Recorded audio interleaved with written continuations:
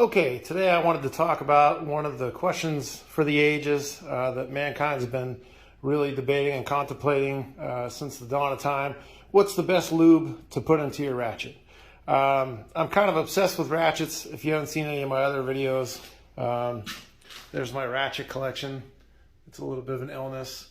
I've been doing it a long time. It doesn't mean that I'm doing it right, but just as a flex, I dumped out my Ratchet junk drawer, so I've rebuilt quite a few over the years, and believe it or not, there's pages and pages online of guys arguing over what the best lubricant is, and I'll just kind of tell you what I found from my own experience. The rule of thumb was that the older, coarser tooth stuff like this did better with a thicker grease, not necessarily moly-blended disulfide, but a caliper grease or a high-temp brake grease. I found that that's not really true. The ones that I pulled apart, it seems like the thicker grease, the portion of the anvil that contacts the pawl, once it's pushed out of the way, it doesn't flow back, so it just kind of wears. That's just been my own personal experience, and if you look through some of these old anvils, you can kind of see what was used. And on the opposite end of the spectrum, the really viscous stuff, if that's how you pronounce it, the guys will use the old school break-in oil or hot rod oil with the high zinc and phosphorus in it. And I think that stuff coats really well, but it just wears away fast.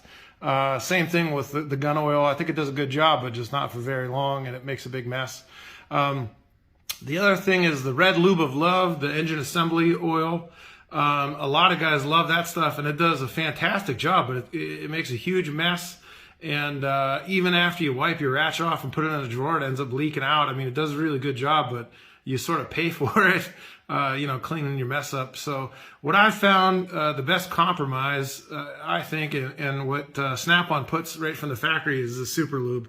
And they've got it pretty cheap on Amazon, and Harbor Freight actually stocks it as well. And believe it or not, it's edible. You can read right on there, it's food grade. So if you're getting hungry, rebuilding a Ratchet, bam, there you go. But no, in all honesty, it seems like a really good compromise. And regardless if you're doing a coarse or fine tooth Ratchet, it seems to adhere really well to the moving parts. And that's what I kind of moved to over the years. I sort of ran the gamut of all the different ones. And to be fair, anything's probably going to work if you're taking care of your stuff.